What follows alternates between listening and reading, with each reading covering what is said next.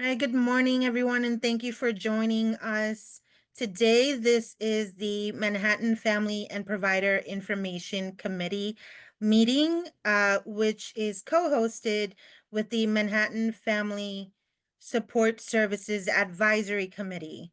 Got that one right. Um, and my name is Wendy DeLeon. I am the co-chair of the Family and Provider Information Committee. And I am here with Luisa, who I will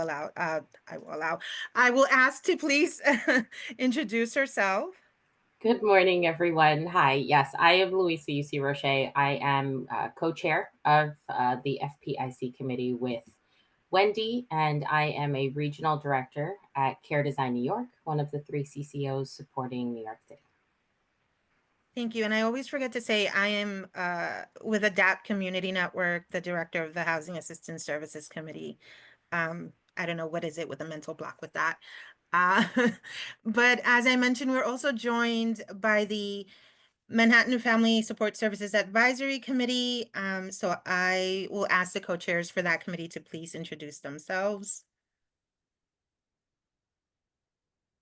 Hi, I'm Jackie Goldberg. I am one of the chairs of Manhattan Family Support Services Advisory Council. It's taken me 5 years to be able to say that in a clear way. And thank you, everybody, for coming. And there's Mary. Hi, I'm Mary McGuire Weaver. I co-chair the council with Jackie. I'm also the statewide rep for Family Support Services up in Albany. All right. Well, obviously, I celebrated getting that correctly too soon because I said committee and it's a council. I always get that mixed up. Um, but I want to thank everyone for joining us today. Today we will be speaking about the Family Support Services Family Reimbursement Program. But before we jump into that, I do want to give everyone an opportunity to make any announcements regarding any vacancies in programs and so on. And I want to remind folks who have a family reimbursement program in their agency that we will give you a couple of minutes to talk a little bit more in detail about that program at the end of the presentation. But any other services that you want to plug in at this time, by all means, please feel free to do so. If you could just raise your hand, I will be calling out anyone who has any announcements they'd like to make.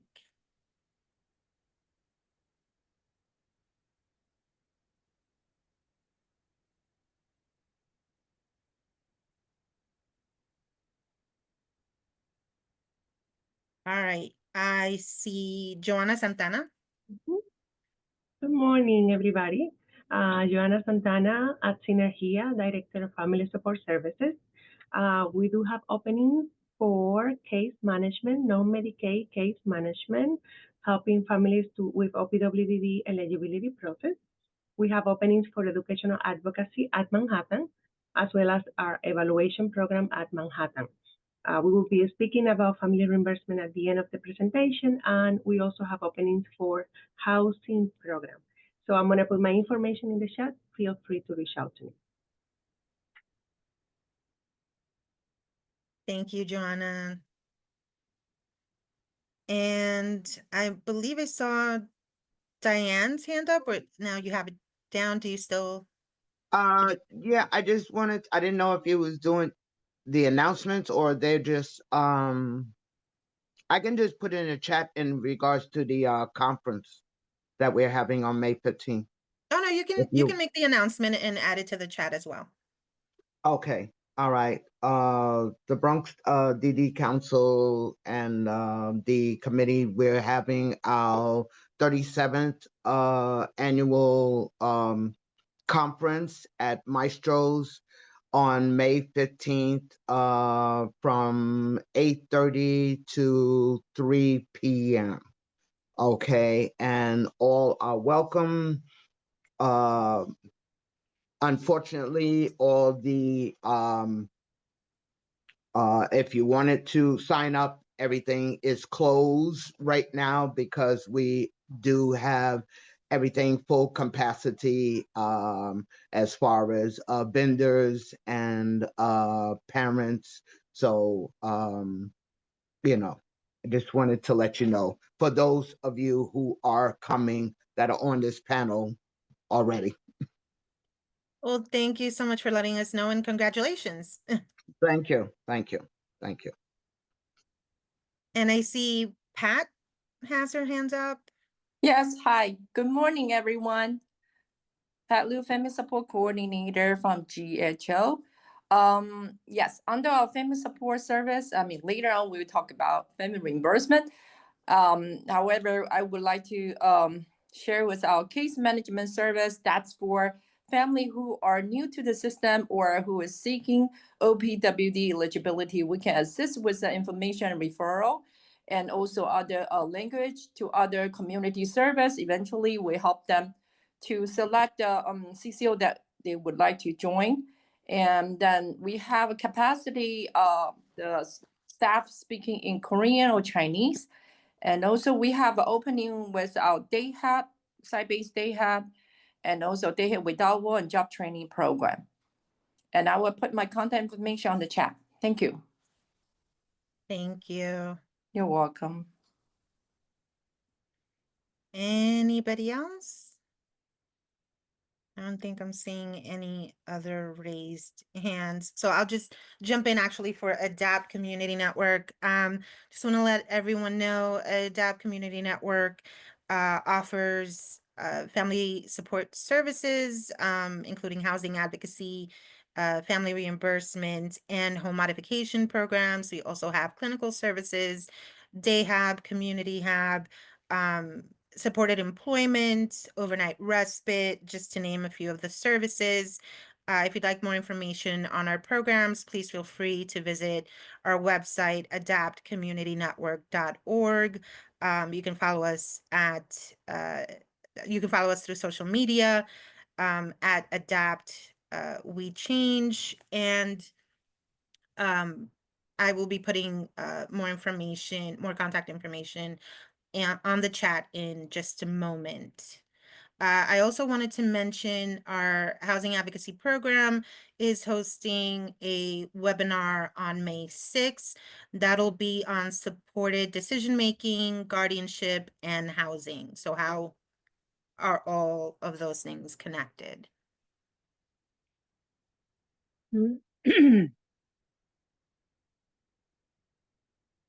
And with that, I think we'll jump right into, that's a pretty picture. We'll jump right into the presentation. If you have questions while we are going through the slides, by all means, please add them to the chat. And Mary, Jackie, and Lisa, of course, if there's information you'd like to add, while we're going through the slides, by all means, please feel free to do so.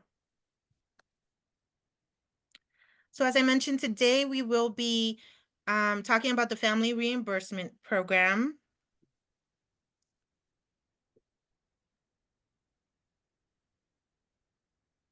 And if you bear with me, I'm just gonna get myself together here.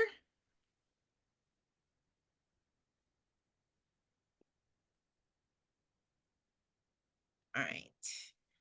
So what is family reimbursement? Family reimbursement is part of the Family Support Services umbrella and is available to families to enhance family unity and ability to provide in-home care to family members with an intellectual or developmental disability. Funding may only be provided after families have sought funding through all other funding sources. So it's considered emergency assistance, if you will, right? The idea behind this is that you have tried everything else and have not been able to receive assistance that way. And so family reimbursement is what is left. This is considered a program of last resort. An ADM came out in 2022, which clearly outlined basically everything and anything to do with family reimbursement, including redesign of an application, eligibility process, application process, included frequently asked questions, and is updated as needed. The administrative directive memorandum set forth the requirements for the New York State Office for People with Developmental Disabilities, also known as OPWDDs, Family Support Services Family Reimbursement Program. The ADM also not only included the eligibility requirements, but also the roles and responsibilities of the provider agencies, the individuals and families, and as I mentioned, just how to apply and for family reimbursement and instructions for the provider agencies on how to process those applications. The family reimbursement ADM initially was revised in July 1st of 2022. The last revision, correct me if I'm wrong, I believe was in March of this year. So let's talk about what we need to know. First of all, eligibility, right? To be eligible for consideration for the reimbursement program, individuals must have an established eligibility for OPWDD services and reside with one or more family members, either biological, adoptive, extended family, caregiver, etc. Eligible individuals may be head of household and reside with their children. Funds for family reimbursement are available in all 5 boroughs, although provider agencies may not cover all those 5 boroughs. But if you live in New York City, or honestly, it's a state-funded program, so even if you live outside of the city, you should be able to reach out to a provider agency for your particular county to receive assistance. For the sake of today's conversation, we will be focusing on Manhattan residents, right? There is a spending cap with this program. Families may apply for up to $3,000 for family reimbursement for funds per contract year, right? The contract year for our region is from July 1st to June 30th. So for this particular fiscal year, it's from July 1st of 2024 until June 30th of 2025. So June 30th is fast approaching. We're already in the 4th quarter, so please keep that in mind. And these funds are available per contract year for the contract year is the fiscal year, which is when provider agencies are contracted to spend these funds. But this time frame doesn't necessarily apply for individuals who have self-direction. Families can apply more than once up until they reach the cap. So if you have already applied and only received, I don't know, $500 of reimbursement, please remember if you have had expenses for goods and services since then, out-of-pocket costs, you can reapply again because you have not met that $3,000 cap. Some requirements for the reimbursement program, and this is general, this comes from the ADM, require a completed application, verification of OPWDD eligibility that can be in the form of your life plan, your LOC, your NOD, or your psychological, verification that the individual resides with family and or caregiver, receipts for the items or services to be reimbursed, dated within the fiscal year, again, July 1st of 2024 to June 30th of 2025. Proof of payment, which can be done using bank statements for things like online purchases, are required. And I do want to say that most provider agencies will allow you to, cross out any information that is not needed for the application itself. So for example, on a bank statement, they would just need to verify your name and address, right? So you can't cross that out. The line that clearly states the date and the item purchased, or at least the store that it was purchased in, and the amount, right? And then at least the last 4 digits of the account to verify it compared to the receipt that would also be submitted. Other than that, you can, cross out anything else, any other stores that you purchased at, any other services that you may have paid with your bank statement. So just keep that in mind. We don't ask for these things because we want to know all your personal information. We just need the minimum amount of information to fulfill the requirements of the contract for this program. Also, you may be asked for Medicaid denial letters. This is for items that can be funded by Medicaid or any other insurance. And you tried them, they said no. Proof of that is required because again, this is a program of last resort, right? This is a way that you prove that you went elsewhere for this assistance and weren't able to get it. Also, there may be a need for medical justification letter by a licensed medical practitioner and an explanation of need. For those that are enrolled in a care management service, you must be listed in section 5 of the life plan. That's usually where that information belongs. In addition, a care manager must explain the need for the service in section 1, which is the assessment and narrative summary. And by the way, the justification should be more than they need it. Should really go into a little detail. Family is of extremely low income. They have tried Medicaid. They have the person really needs it for this particular reason. Try to be a little more detailed as to why the particular item is needed. Because if as a representative of a provider agency, if we have to make the case to OPWDD, it's better to have all the information up front than have to go back and forth trying to answer some of the questions we may get from the family support services liaison at a particular DDRO. And there will be questions, folks. If the information is not provided, there will be follow-up questions. And it delays the process. So why not just include that from the beginning? So self-direction. And in this, I will ask Jackie to please jump in if any of this is incorrect or not detailed enough. But self-direction must be listed in contracted services category along with the provider agency and cap. Just because the cap for the program is $3,000 does not mean that that's the cap for your particular self-direction budget. The request and approval process is the same. Reimbursement may be accessed while the individual is waiting for their self-direction budget to be approved. It must include FSS in their self-direction budget, and FSS reimbursement is counted towards their total personal resource account. Therefore, individuals who self-direct cannot receive reimbursement outside of their self-direction budget.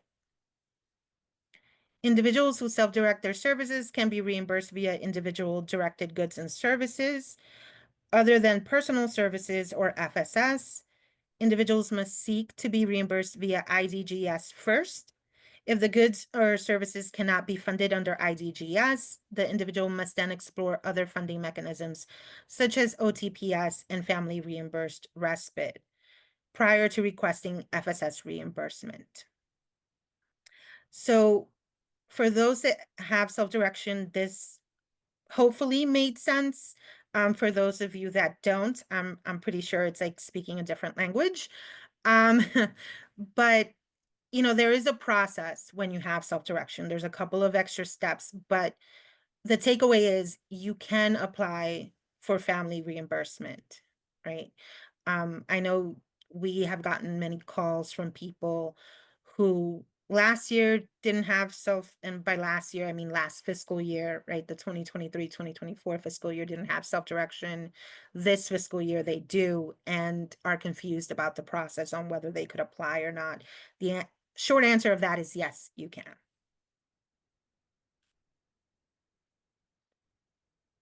So eligible goods and service. Oh, by the way, I'm sharing screen, so I can't see any hands up or anything like that. So I trust co-chairs to kind of just jump in if needed. But I did want to talk about eligible goods and services, specifically emergency reimbursement, right? These are the once per category per lifetime or limited basis. Although there are a lot of goods and services that are covered, there are some that are once per category per lifetime, or a limited basis. Some of these things are rent or pest control and utilities, food, just to name a few. These are things that affect the individual with IDD, but are really affecting the household overall, right? And although this is under a family support services program, whatever services are offered really need to be directed towards the individual with IDD. And then if it affects the household because they live in the household, obviously that's part of the idea under family support services. But that's why some of these items are a once per category per lifetime kind of items, right? Because with rent, pest control, utilities, that's a household in general, not just the individual. I hope I'm making sense when I say this. But with that, please note documentation substantiating the need, things like eviction notice, letter of justification from care managers, verification of service by exterminator, etc., are needed. In addition to some of the regular documentation that's needed for a family reimbursement application. So they will ask for more information to prove that you need assistance for these particular items. And then if you have already paid for it, then how did you pay for it? How much was it? And then of course, because this isn't something that's covered all the time, there's going to be conversations with the DDRO and usually some follow-up questions like, did they try, HRA's one-shot deal? Did they speak to the landlord about this and so on? So just be mindful that when provider agencies come back to you, either a care manager or the applicant, and has follow-up questions, usually that's because it's coming straight from the DDRO. Continuing with eligible goods and services, clothing, which is something that people applied for like crazy, I want to say 3 years back, has changed significantly since the ADM. Eligible expense only if related to the intellectual developmental disability, things like excessive chewing, distraction due to behavior or urination as clinically indicated in a medical justification letter. And these are just some examples, PICA, sensory sensitivity, and so on. Mattresses and mattress covers every 3 years, and it must be medically justified. Durable medical covers durable medical equipment that is not covered by insurance and only considered after all other funding sources and programs have been exhausted. This includes wheelchairs, walkers, commodes, shower chairs, orthotics. This is where that denial from Medicaid or your other health insurance would definitely be needed. Other things covered are legal fees related to guardianship and special needs trust. And Mary, you had said something about this. You Yeah, had mentioned something. Go ahead. I just think as a parent, having a special needs trust is very important. I thought we needed to save money to open a special needs trust, but after consulting with a lawyer, we didn't need that. You can actually designate your child or loved one as a beneficiary to a life insurance policy or a retirement fund. And I did this before it was allowed in the family reimbursement. My was just a little over $3,000. So you can do a special needs trust, and once it's established and you can prove that the lawyer did it and it was paid, you're allowed to have up to $3,000. You can use that once a year, and you can also do guardianship, which Jackie and I just had a seminar on guardianship, which you could do yourself, but also the following year you can submit another $3,000 to family reimbursement for guardianship. So I think it's a great two ways to use the program for things that are very, very beneficial. I didn't think I needed to be my son's guardian at 18, but I did, because there were certain incidences that they wouldn't let me sign for him or take him or make a decision for him at the hospital. So as a parent, you think, oh, I don't need to be I'm his parent, but you do need guardianship, and you really should have a special needs trust in line. And again, it doesn't have to be funded now. So you don't need the money now. This is just a great thing, an opportunity for you to put all your ducks in a row. And Jackie, if you want to just add to that, and I would do each different one calendar year for your special needs trust and one for your guardianship. If I may, just Diane, you had your hand up. I don't know if you still wanted to ask your question, Ms. Fraser Smith.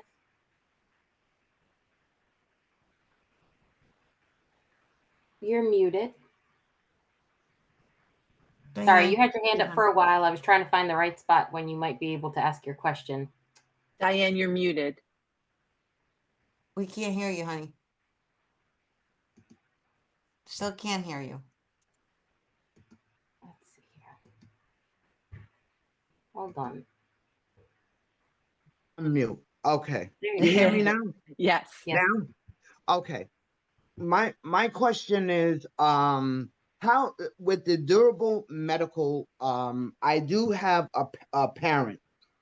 The child has a wheelchair, but the wheelchair is, worn out, but I believe that they still have to wait a certain amount of time in order for them to receive a new one because it's before time.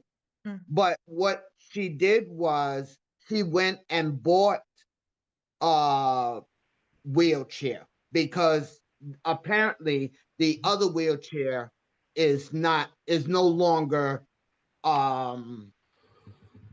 accessible for the child to or fit to be sit in or anything like that. He doesn't walk, so he does need the wheelchair. So how can I direct the person as far as going to the care manager, or would he be eligible to get reimbursed for the wheelchair that she bought, even though the other one was not due up until a certain amount to get it replaced? Are you following what I'm saying? Yeah, so I'm following what you're saying. So in that case, we would still, I mean, if it was purchased within the fiscal year, right, between July 1st, 2024 and now, she could apply for reimbursement. However, we would still need the denial from Medicaid saying that she tried them and they weren't able to cover.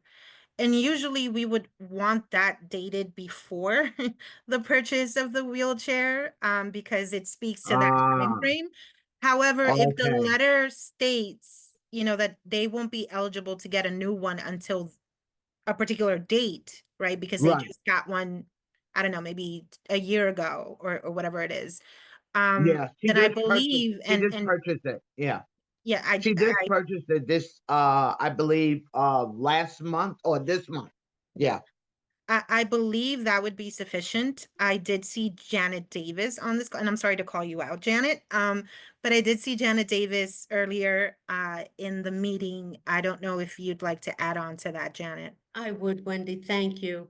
What borough, by the way? They're in Brooklyn. Okay, so you would be calling Angela Blades, who's my counterpart, and she could help you through the process. But everything is on an individual basis. So if you call one of the family reimbursement agencies that are serving Brooklyn families, they can help you.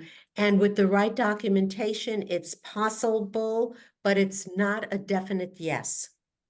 Okay. Okay, and I don't want to see, as Wendy said, people pay for something that they're going to assume they're getting back as far as funding, but they may not be. If this was already purchased, they may or may not get the funding back, but speak to Angela Blades in Brooklyn or one of the Brooklyn agencies that provide family reimbursement. I wish I could give Okay. you a more specific She- answer. Well, first of all, she doesn't even know that I'm inquiring this for her. You Right, understand I what I'm hear saying? you. Because I was in on one of her she's with Tri-County, so I was in on her with her life plan, and she was mentioning about the wheelchair, but then you have to have had that wheelchair for a certain period of time before Medicaid or whatever would give you a new one. But apparently, the child is very small and active in that chair, and they cannot walk or anything, and things happen. So she had to buy one off of Amazon. Yeah, so Which I is hear you, not I hear even, you. And I yeah, think you should call one of the agencies, they will help you walk through it. Or yeah, call Angela Blades, the Family Support Coordinator. I put my name down at the very beginning of the chat, Janet Davis, and I give you yes. my email. If there are any problems, anyone today can feel free to reach out to me, okay? Okay, And all we can right, not continue a this, problem. of course. Okay, all Okay, right, Wendy? thank you very much. Okay, Thank you. I just all right. wanted to add one thing to what Janet said, which is that it's not a definite yes, but at the same time, it's not a definite no. So Right. it's that much more that she could at least have a chance of getting back. Yeah, just trying, just trying to help out a family to see if they can get it back. So if they can, they can. If not, then I'll see what we can do for the family or whatever. Of course, Okay. and we appreciate you trying to help the family. I do want to just say, kind of piggybacking on what Janet said, um, although these are eligible goods and services, applying doesn't guarantee that you'll actually be reimbursed for these items. It is a process, uh, depending on whether you have all the documentation that is required for the application and the items that you're requesting reimbursement on. Um, you know, there could be a chance that certain things may not be reimbursed. For example, you know, we ask for copies of receipts that prove that these items are purchased, but we know that not every store provides detailed receipts, right? A store may just say a SKU number, Right. a Right. stock keeping Yeah. unit number, Yeah. and not a description of the item.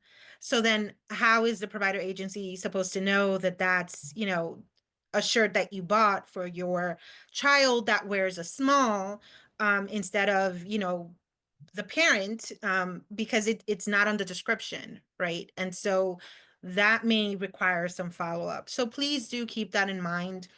The simple process of applying does not automatically mean that you will be reimbursed. There's different pieces that all have to fall into place in order for you to be found eligible for reimbursement.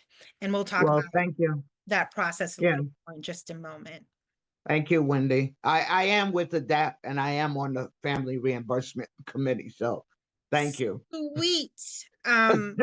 As you guys could probably tell, I am not on such a committee, but I do work with Danielle, who oversees that Yes, committee. yes. We work with Danielle. Me, Jackie, we work with Danielle. Yes. Thank you. Thank you. Well, I want to continue with the eligible goods and services. That also includes camp, New York State camps only.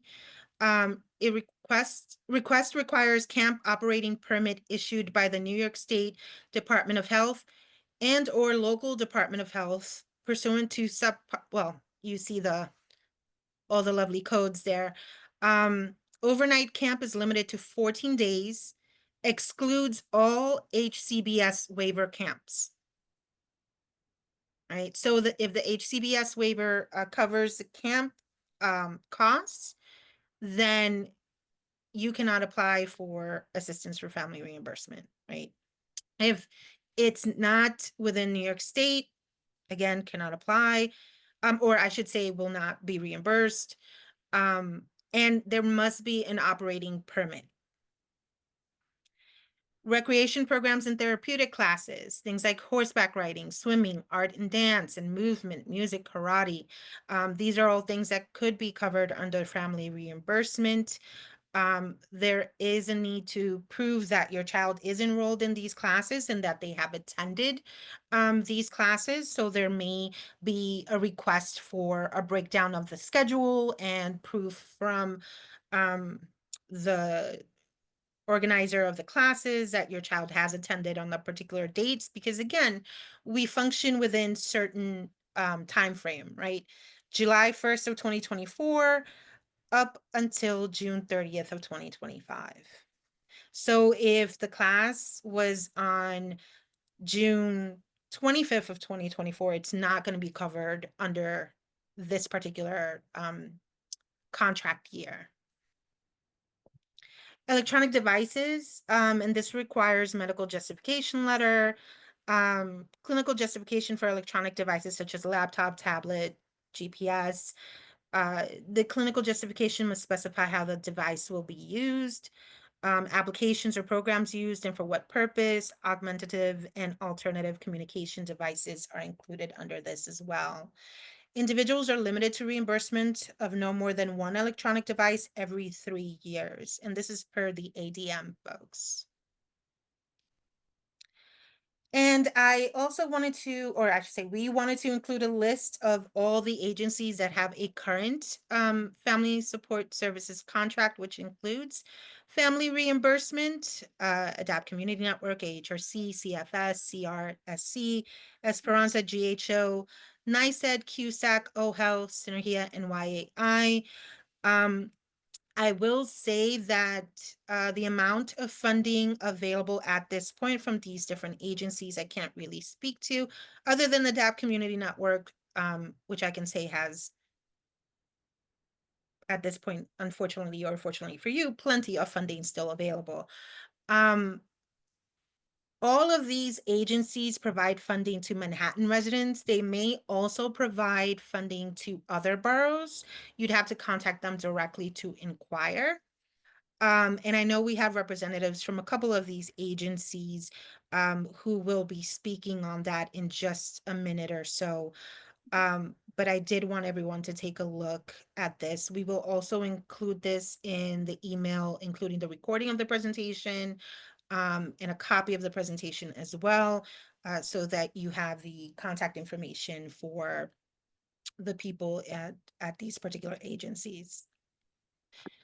Lastly, I want to say, apply today. Do not wait until June 30th of 2025 to submit an application. Although technically you can submit an application on that day, by all that is right and good in this world, please do not wait until the very last minute to apply, because it is a process. The process does take time. And we do not want to risk you not getting reimbursed because we ran out of time.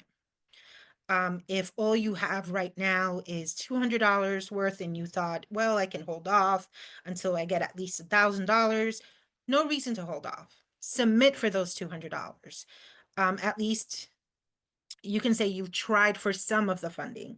If in another week or two, you've spent another $100, $200 and want to submit at that point for that, by all means, again, you can apply more than once in a fiscal year. We're not asking that you apply like 10 times during a fiscal year.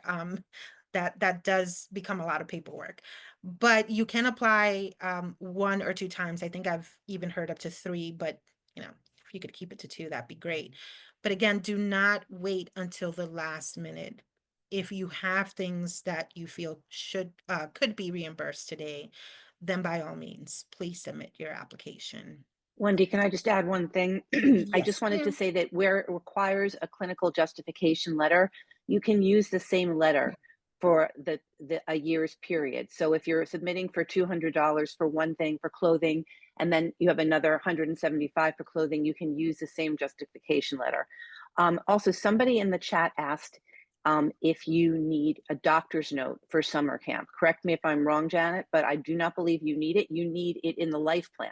You need something about what summer camp is, how it's going to benefit the person in the life plan, but you don't need a doctor's note. That's right, right?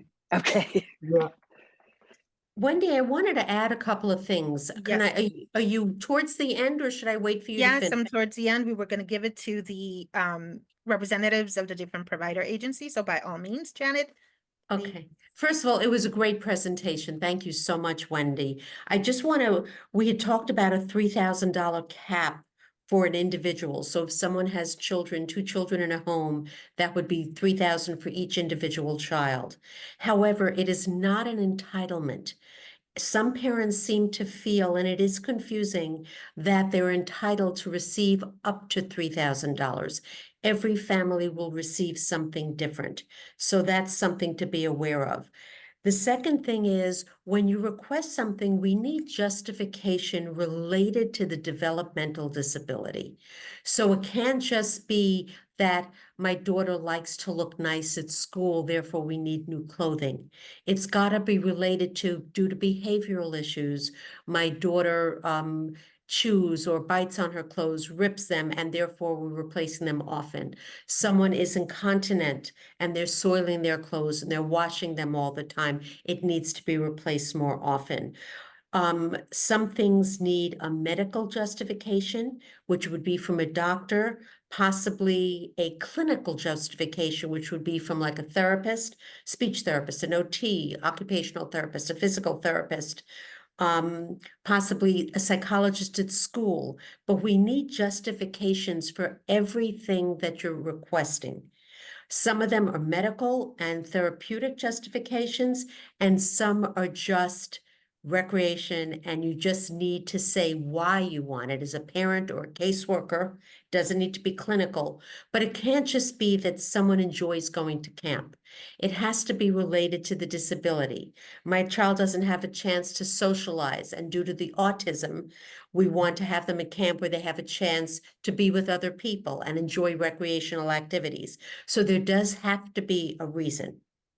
And it's confusing. So again, I put my name and email address, reach out to me, and you can reach out even more specifically to some of the people that are going to present in a minute. The other thing is we need cost-effective items. The state is not going to pay for a $500 winter coat or $250 sneakers. They have to be the least amount. The state has to pay, and people say, well, if I buy a more expensive item, you won't have to replace it so often. But the truth is, if you're replacing it because the child is tearing it or whatever, you are going to be replacing it often. So we need a lesser expensive item. We don't want to see dresses for $150 and shirts for $90. It has to be at stores that have lower prices. And the other thing is mattresses are allowed every 2 years. I just wanted to make the correction. Oh, not 3? Not 3, it's 2. And Oh, again, thank you. that's okay. And again, if you have people or you yourself as parents are not sure, call one of the agencies and see if they think it's going to be reimbursable. But nothing is definite. So if you pay $500 for clothing, and you don't have the paperwork that goes with it, you will be denied the request. So we want everyone to get what they need. Please make sure that you know from the agencies what you need to submit to them. The receipts, a justification for the item related to the developmental disability. We had someone who just did something about their feet. They had gout. That's not a developmental disability. So we had to deny the shoes that they requested. Anything they're requesting has to be related to the disability. And that's it for now. So You- let me just add, so what Jackie was saying that everything, I mean, because we're both on a committee, but what she was saying in regards to the life plan, things should be included in Yes, the life plan as far as the justification for the letter, right? it's a good point, Diane. You have to have your clinical justification. If the doctor says the child's incontinent and soils themselves and has to be changed, that should match what's written in the life plan. Okay. The life Okay. plan can't say that my daughter likes to look good for workshop. Right. There's got to Absolutely. be some kind of a connection. If someone doesn't have waiver, then they're not going to have a life plan. And then we're going to rely on the doctor's letter or a mother's justification if it's recreation or whatever. And I hope that So helps. yeah, in other words, and as far as the clothing, I guess you're saying that you need to look around and Yes, find a you statement. can Yes. as a parent and as a mother of two boys, you can look around and you can find quality clothes at a reasonable price. So this way it doesn't come back to you and they won't say no. Also, that's good. And also with the life plan, I know a lot of brokers or case managers are reluctant to change or modify a life plan often. We've heard parents say, but my person won't do it for another year.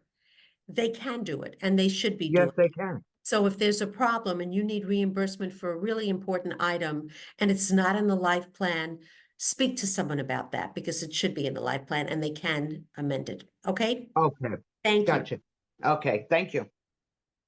Thank you. And with that, When, can I just, I don't know if this yes. is possible, but I just emailed you an updated list of contacts. Can you just, I tried to include it in the chat, the link to, just with names and more comprehensive list of the agencies that have contracts for Manhattan.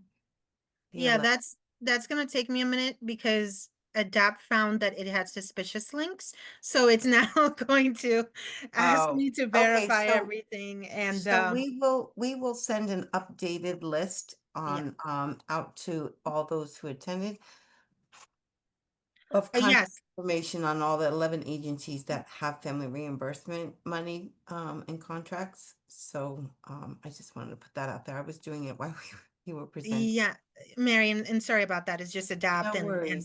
their safety measures. Sometimes if there's too many links in a particular email, they'll hold off on it for a little bit. But yes, all that information will be included with a copy of the recording of this presentation as well as the PDF format of the presentation itself. And I will be updating the mattress information from 3 years to 2 years. Thank you, Janet. And again, um, speak to the provider agencies if you're not sure what to put on the justification. If you're not sure how the life plan should be worded, your care managers are also a great resource for that. Although, technically a parent can apply for family reimbursement without their CM, their care manager. Um, if you do have one, one of the purposes of the care manager is to provide you with information and support. So use your resources, folks. Please use your resources. And with that, I want to hand it off to representatives of the agencies who are here and have a family reimbursement program. If you'd like to talk about your program in particular, you can have a couple of minutes to just speak about your agency, contact information, application process, and so on. So please just raise your hand, and I will call on you. I know, oh, I saw Jackie first, so I'm gonna go with Jackie Tripodi. If you can unmute yourself, Can you hear me? and go first. Yes, I can hear All right. you. Happy spring, everybody. Before I go into what we're doing at NICET, I just want a little clarification because I noticed in the chat, when it comes to self-direction, you have FRR for clothing for children under 18. My understanding is FRR is Family Reimbursement Respite, and it's not Yeah. done through our family support. So if they're under 18, we can provide reimbursement as long as we're listed as the direct provider purchase. I just want that for clarification because I was a little confused by what I saw in the chat. Yeah, no, I think there might have been a bit of confusion with certain abbreviations. But yes, you are, to my knowledge, you are correct. Okay. And I do want to highlight the age limit there, folks. This is only for people with self-direction, right? You have to be under 18 years of, I don't think it's 18 is included. You have to be under 18 years of age Right. in order to have the possibility of being reimbursed for clothing if you Through have FSS. Right. yes, through FSS. Okay. I just wanted that clarification because as I'm reading it, I'm thinking to myself, gee, I thought I knew, but now I No, guess. the FRR is Okay. respite. All right, Yeah. so I'm sorry for apologies the for that background confusion. noise. I'm in a school. Give me 1 second. I'm sorry. That's okay.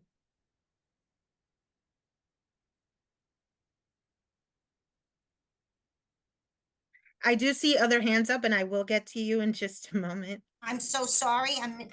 I'm in a school and a child is having a rough day.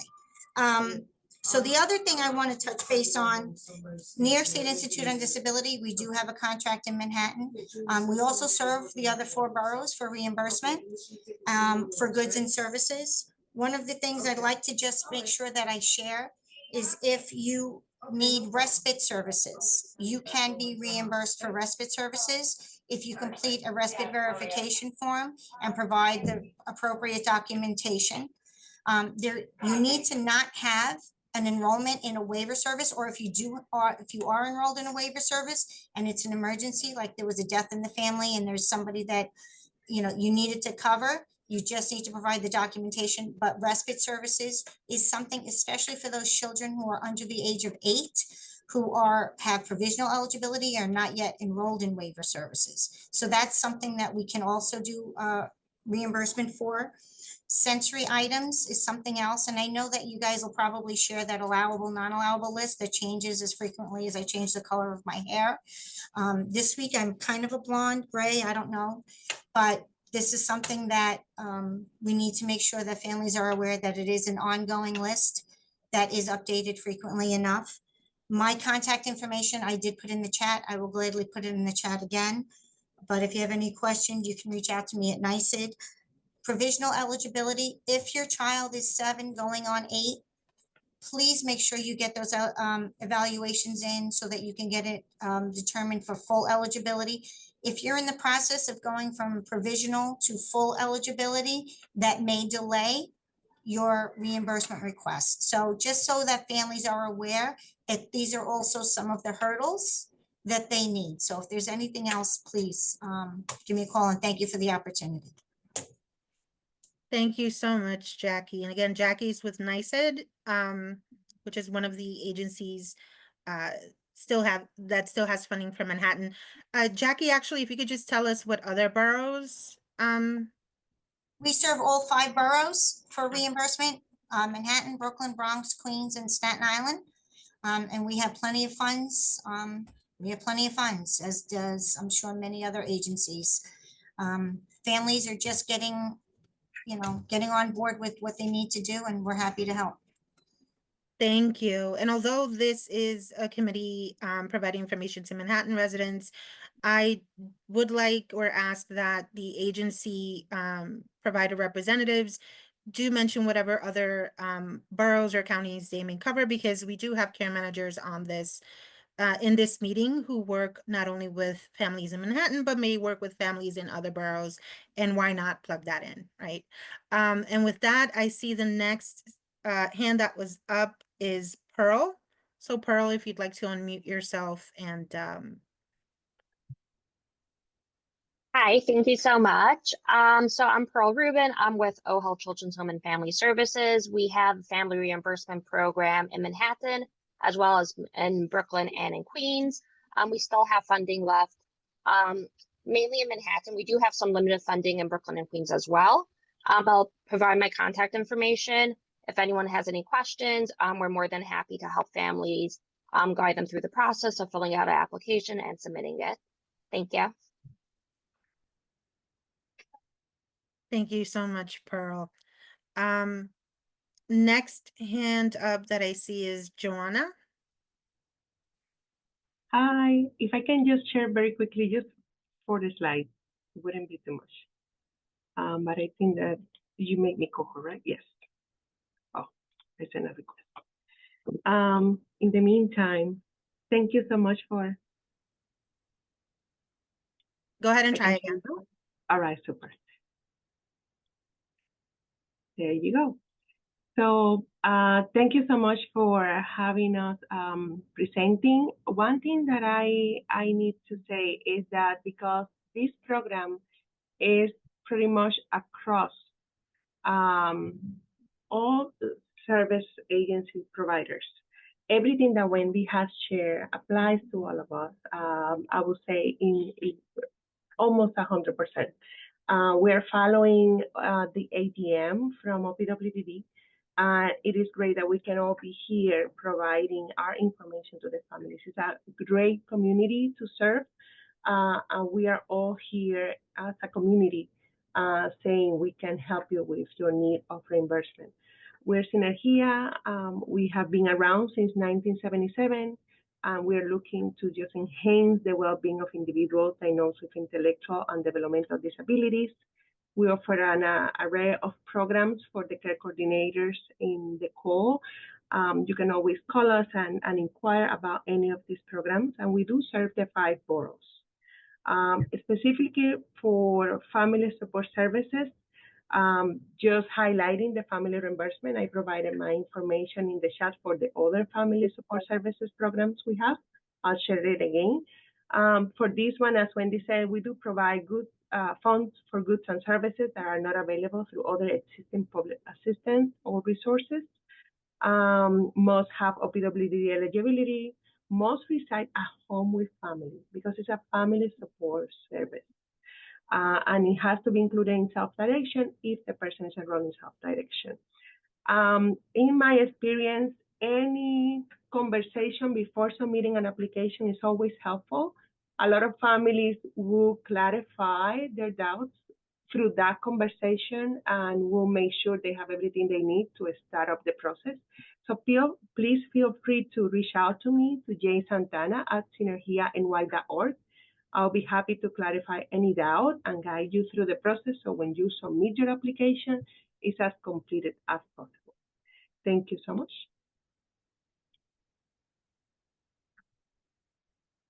Thank you so much, Joanna.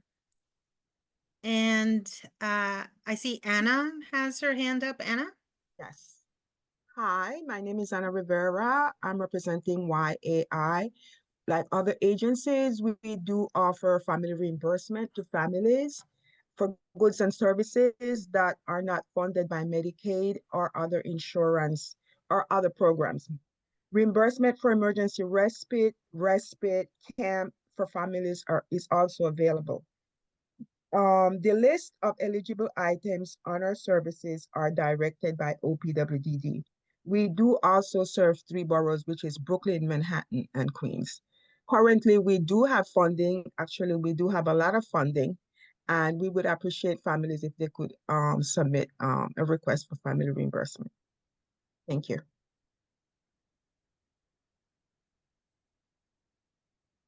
Thank you so much, Anna.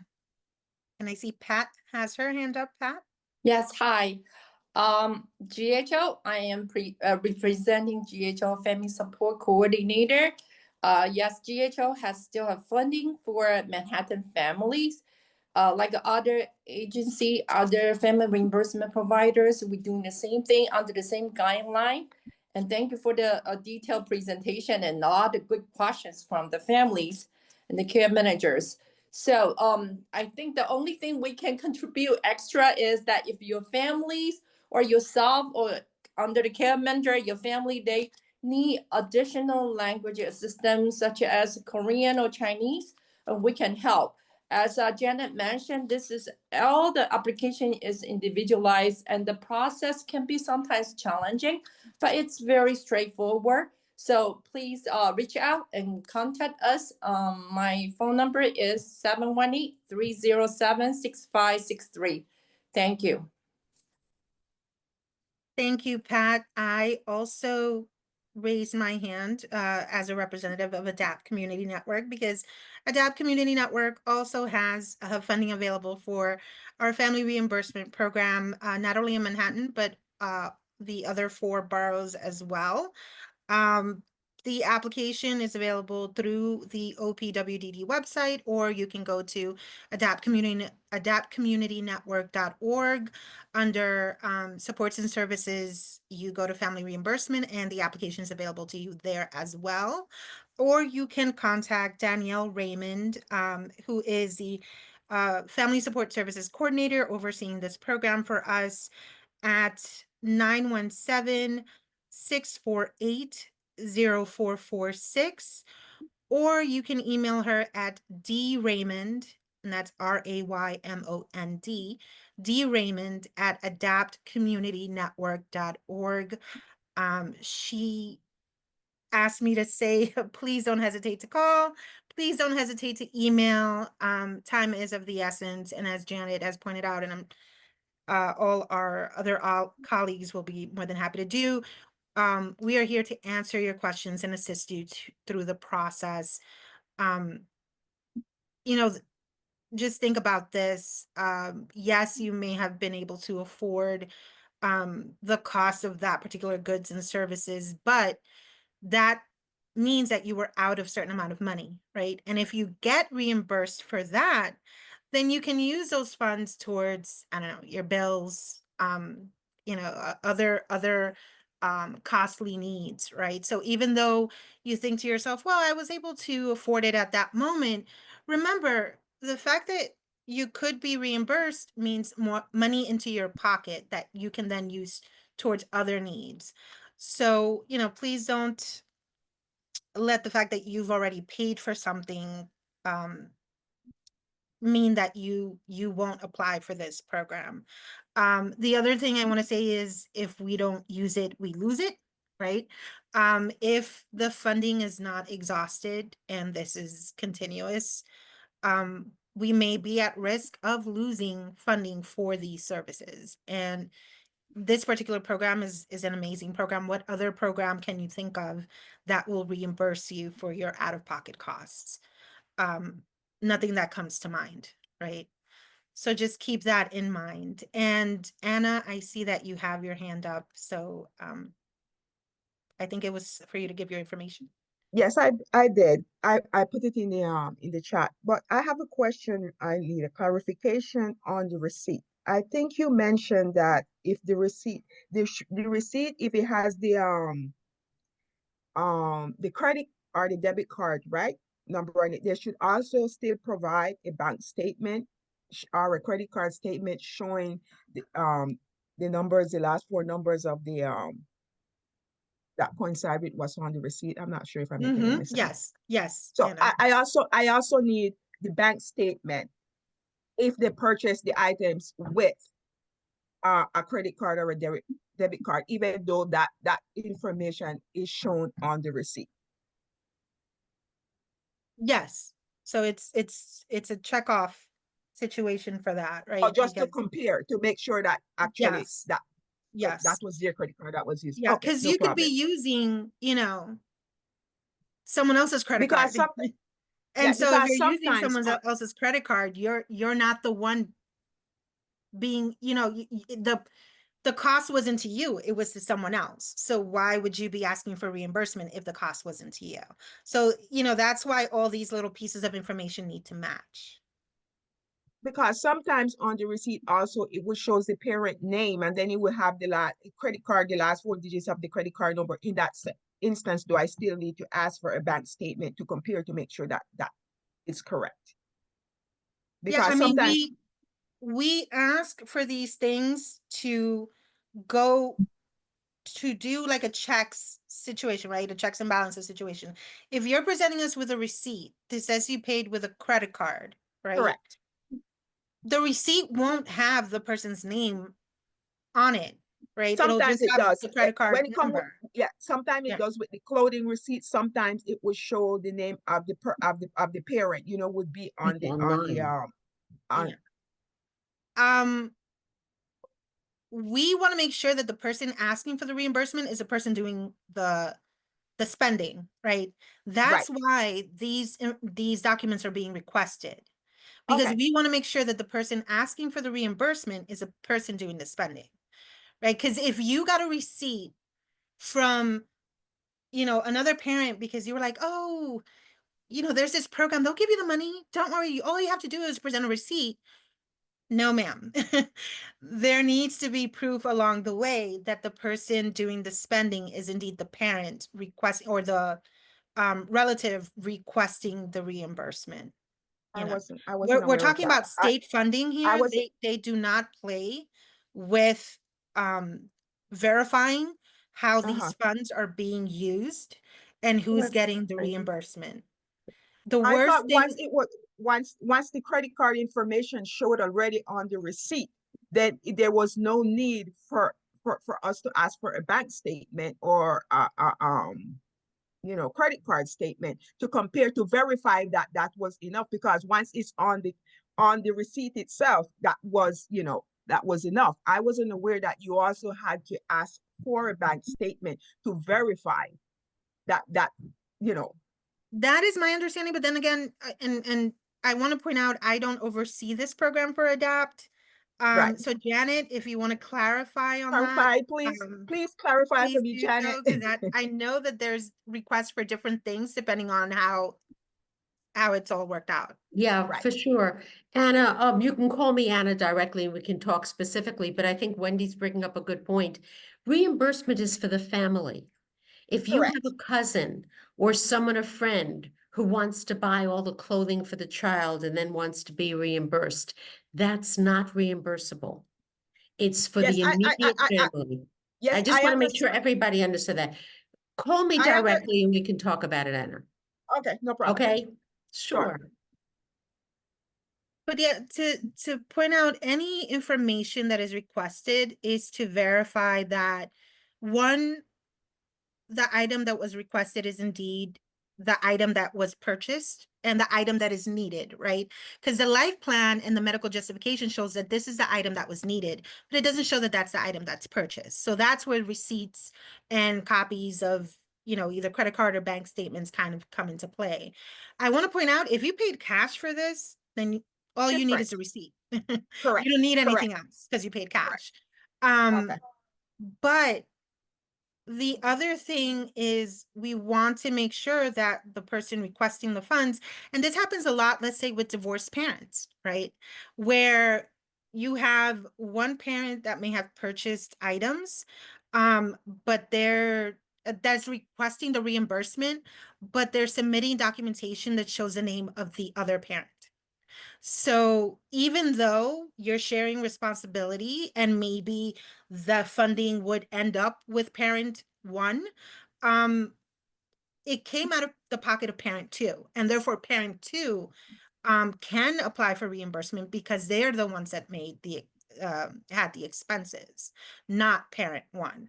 So again, it just, there's checks and balances throughout the process to try to eliminate confusion, and also to ensure that the person asking for the reimbursement is the person who should be receiving the reimbursement.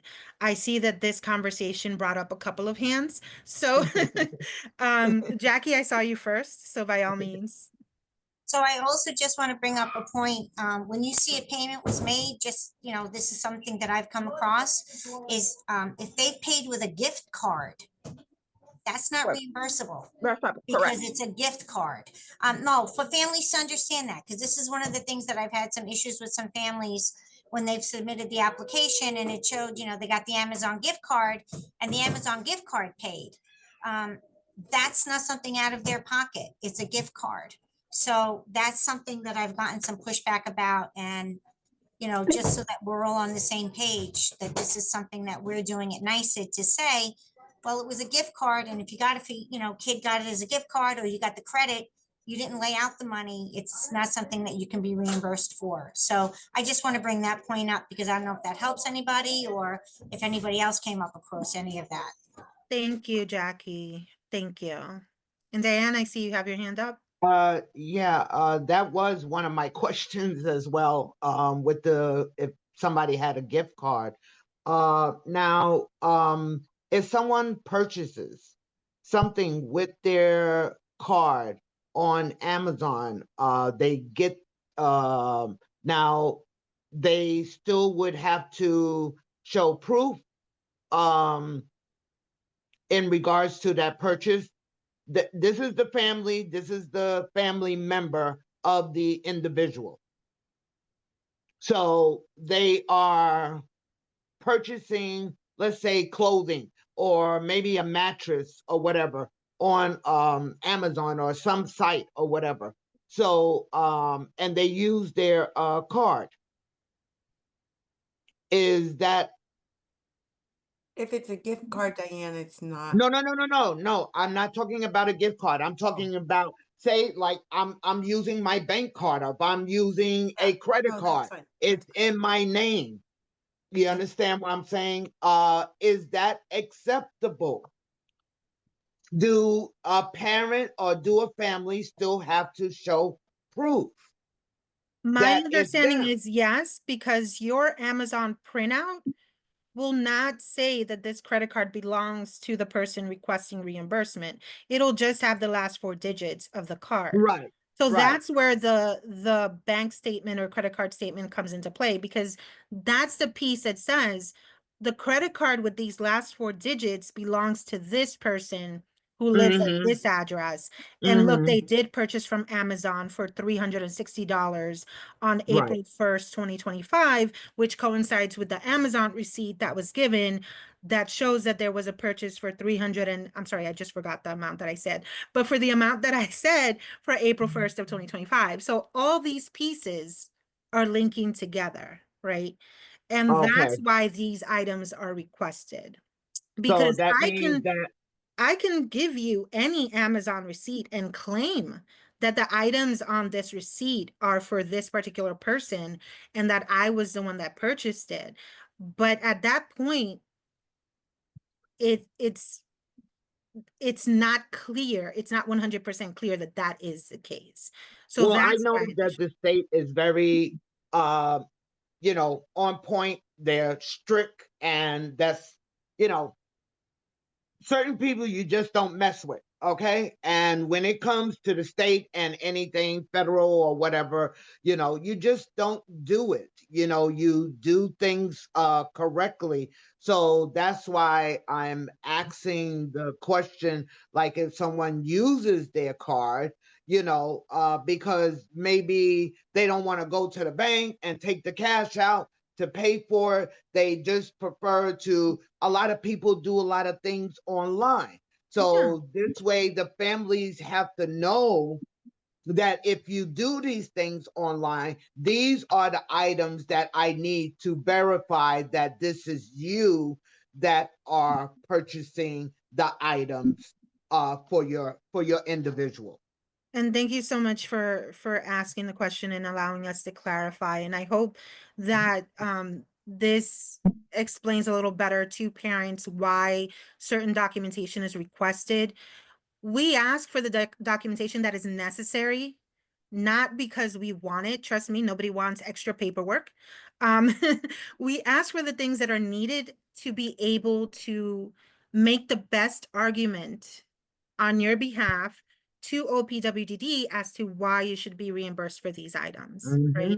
And understandably so, when it comes to state funding, federal funding, there are certain things that they require in order to prove that this is needed, right? I see a question on the chat about purchasing Angel. What about purchasing Angel Sense as a good service and the yearly subscription? Family reimbursement does not cover the cost of subscriptions, unfortunately, so that would be a no. If I'm not mistaken, it also, does it cover certain fees. Well, it covers like legal fees for things like guardianship, the guardianship costs and things of that sort. But when it comes to subscriptions, that's a no-no. When it comes to, if I'm not mistaken, things like warranties, I don't believe that it covers that either. So just a heads up on that. There is a Yeah. limit to what is covered. OPWGD's website does have a allowable, non-allowable list. As someone mentioned earlier, it's a living document, which means it's updated as needed. I believe I mentioned before that the last time it was updated was in March of this year. And as we Which, as a community, as we advocate for the need for the coverage of certain items, certain goods and services that may not be covered at this time, you may see that there are changes in the future for that, right? That's why we have those quarterly family support services meeting, which Mary can talk to you a little bit more about, where we have the opportunity to advocate on behalf of the families. And the families themselves have an opportunity to advocate on your behalf as well, regarding things that may not be covered that you feel should be covered and why. So just keep that in mind. In 2022, when the ADM came out, the allowable list was shorter. Since then, I think Mhm. glasses were added, mattresses were added back Mattresses. on, Yeah. just to name a couple of things. So please do keep that in mind.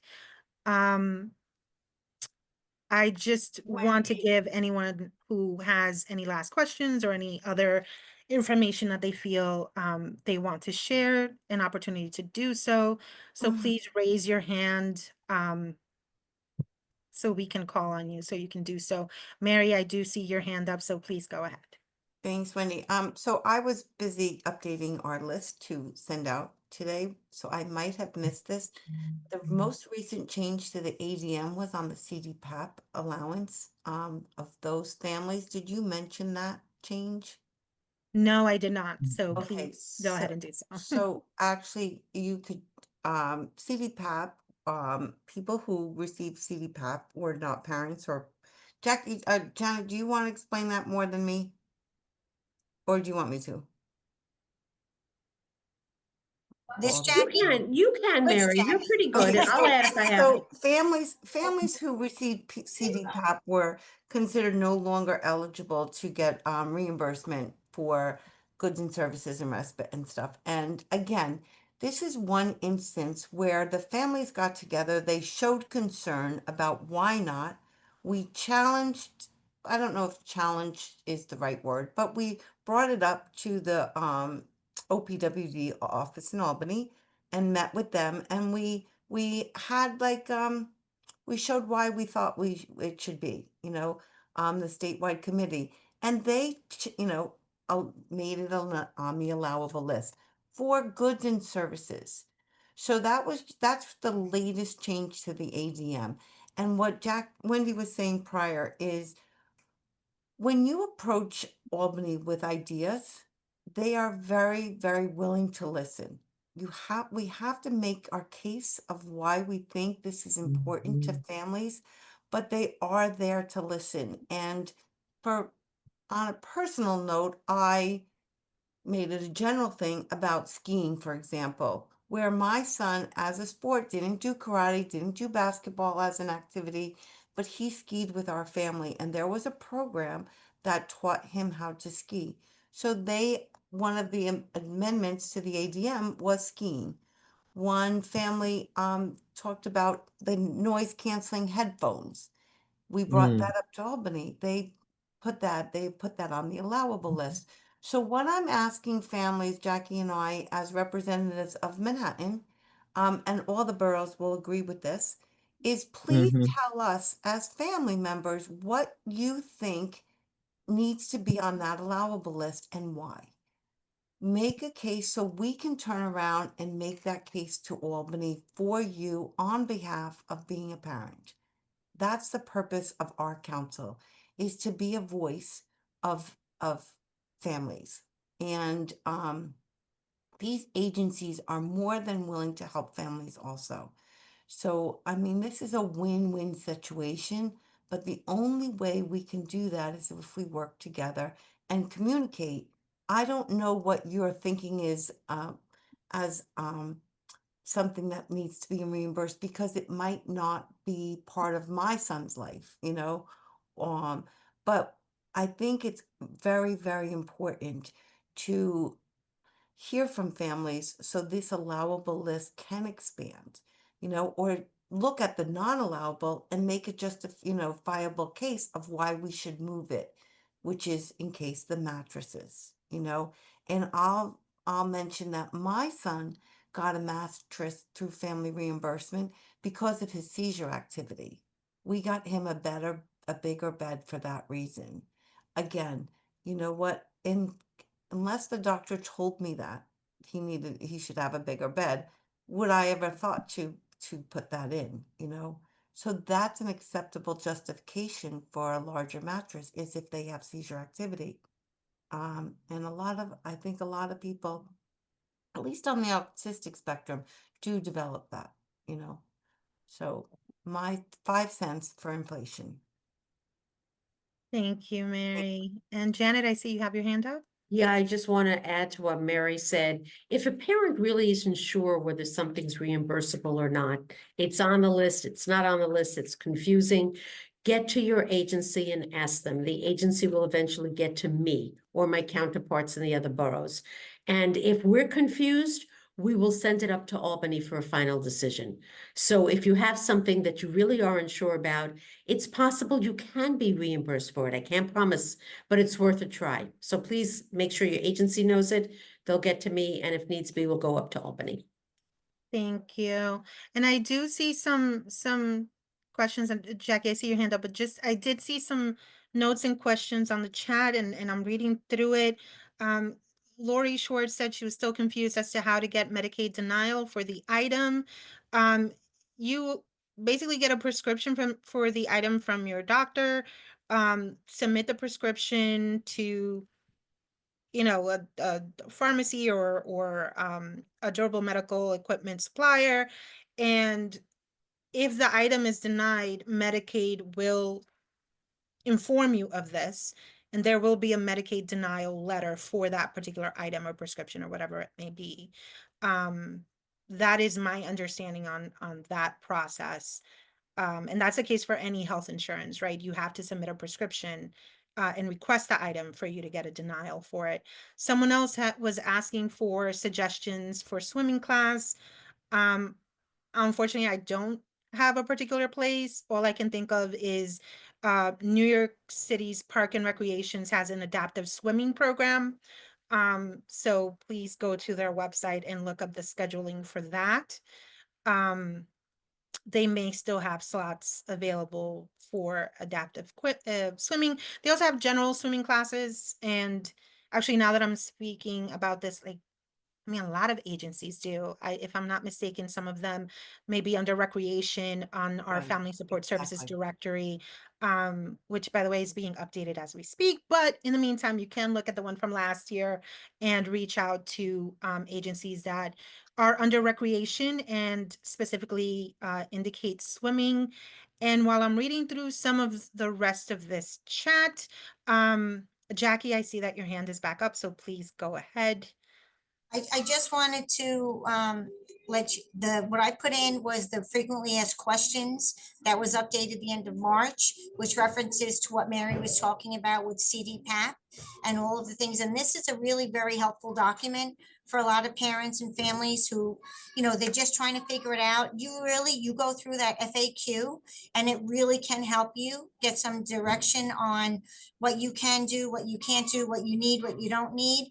It really is a very useful tool. So I just wanted to make sure that that was shared with the families. You know, and then supplements, that's the other thing that came up. Families applying for supplemental, a lot of people have CDPAP. They've been applying for reimbursement for supplements. You need clinical justifications for that as well. But I just wanted to make sure we touch base, but that FAQ truly is, it's so helpful in getting understanding about what you can't do and what you should do. So just to have that as a tool available to families. Thank you. And that one is also a living document. It's updated every so often. So just keep that in mind.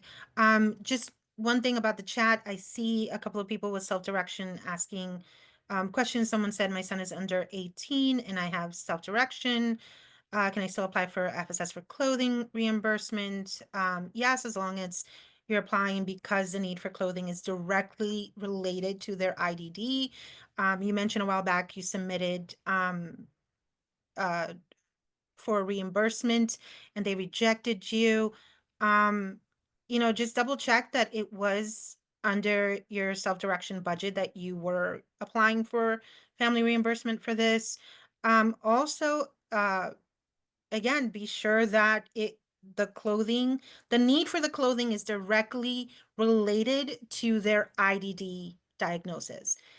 If you were asking for clothing because your child is outgrowing clothing, then that would be rejected. That is not related to their IDD. That's just typical development, right? So we gave a couple of examples, but those examples do not cover everything.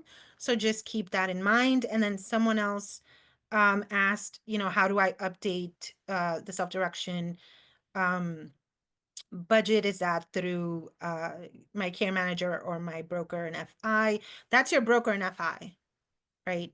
That's anything to do with the updates to your self-direction budget is your broker and FI. Your care manager would handle any updates regarding the life plan, just to give you an example. And with that, I see Jackie has her hand up. So Jackie, please go ahead. Well, this Jackie wants to second what the other Jackie said, that document of frequently asked questions really clarifies a lot. I also just wanted to add that we've thrown a lot at you, and it sounds like there are a lot of requirements. This is still a very doable process, and we don't want parents to be discouraged. And I'm offering Mary and I up if you have questions, if you need help, if you have concerns, please reach out to us. Mary's put our email in the chat. There is money to be spent, and we really want to help you get it. Thank That's you, it. Jackie. And Stephen Mahoney, I see your hand up.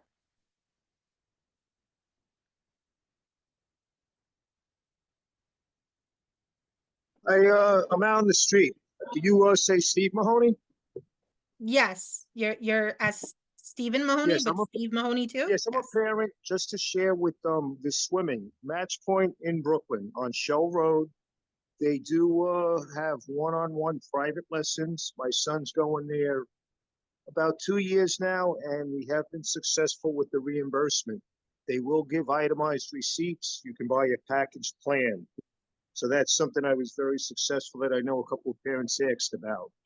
And just if that's a help. And it's close to Coney Island in Brooklyn. Thank you, Stephen. That is helpful, especially to have a testimonial about a particular program, and whether you have found it useful or it's a program that you like. Again, additional listings could be found under the Family Support Services Directory. From Manhattan, you just have to visit manhattanddcouncil.org. If you live in a different borough, every borough has a Family Support Services Directory available through their site. Can't go through each website for each borough off the top of my head, but it's safe to say if you put the name of your borough, DD Council, and just search that they will be one of the first results coming up. So just a heads up on that. I included the link to ours at 11:29. Thank you. And I mean, I see that a lot of the questions got responses, but I'm just kind of going through the chat. This one is from Ursula. A lot of durable equipment is not coded in the Medicaid system, so a doctor cannot write a prescription. This is one of the reasons why you cannot get a Medicaid denial. That is an interesting point to bring up. That, I guess, is when you can reach out to the provider agency or your care manager and just discuss what is the need. There's different codes for different versions of durable equipment. it may be that the particular one that you're asking for is not coded, but there may be one similar to it that will still work. You can also talk to your child's physical therapist, occupational therapist, or speech therapist about any devices, equipment that they may need. And they can help you do some research, folks. You know, there's so much, there's so many different items and versions of items that are frequently updated for, you know, a little tweaking here, a little tweaking there, and all of a sudden it's a brand new item. So please do speak to resources that are readily available to you, your child's doctor, OT, PT, speech. Reach out to a provider agency if you have a particular question about any particular item. Many of these agencies have had this contract for a long time and have seen many things. If it's a particular item that they've heard about and they can speak to you about it, we're more than happy to do so. If there's a different item that, you know, we've seen that is being covered and it's similar, we're more than happy to provide information that you can then take back to a medical professional and inquire if this would apply to your child. So there's ways around getting the information that you need. Don't think that because you stumbled at the first roadblock that that's it, right? And again, as Jackie mentioned, it is a process, but it's a doable process. Many families go through this process and do get reimbursement, and so can you. So please don't be overwhelmed by it. We are here to help you along. I do want to also just mention Manhattan DD Council is very excited to host our 2025 Family Support Services Fair. It will be held on Friday, June 20th at the CUNY Graduate Center. I put the information in the chat. The address is something like 365 something or other. It's like on 35th Street in Madison. 34th, 34th, thank you. And Madison Avenue, Fifth Avenue, Fifth. Fifth Avenue. It's pretty accessible. Fun times to be had by all. We will have 2 workshops for you, and you will be able to connect with many provider agencies and speak directly to representatives about their services. Please let the families know. It's also open to professionals. It's a great way to network, right? If you're submitting some applications and you're not getting responses, which I hope that's not the case, but if that is the case, then why not meet with people face to face? In addition to the Manhattan DD Council Fair, other boroughs are also having their fair before us. Please remember Bronx DD Council if you were lucky to be one of the people who registered for that fair before registration closed. You know, the Bronx DD Council fair is happening, is it May, Diane, May 15th? Is it 15, May 15th. May 15th? So, you know, if you did register, by all means, please put it on your calendar. Adapt will be there, so we're very excited to be part of that, and we hope to see you Bronx families there. And then also Brooklyn has theirs, I believe, June 18th. Unfortunately, I can't recall the location right now, but if you visit their site, the information is readily available for you, the Brooklyn DD Council site. And you know, again, you can, just because you go to one doesn't mean you can't go to the other. Different provider agencies will be at these different fairs. Different provider agencies support different boroughs. So by all means, feel free to visit them all, unless you did not register for the Bronx, because you're fresh out of luck with that if you didn't. But the other ones are not as limited in capacity. So, you know, by all means, please visit the DD Council websites for updated information on registration and anything else to come. With that, I think we've covered it all. This has been one of our longer meetings, so I want to thank everyone for sticking with us. We will be providing a copy of this recording, the presentation itself, and any additional information that we think could be useful to you via email for those of you who registered for this meeting. This is the last meeting for our committee for this school calendar year because our meetings do follow a school calendar. They start in September and end in June. But we hope to see you guys again June 20th at the fair. And thank you so much for sticking with us. I hope that you have a great rest of your day. Thank you. Thanks, Wendy. Thank you. Thank you, Bye, Wendy. everyone. Thank you. Have a good one. Have a good one.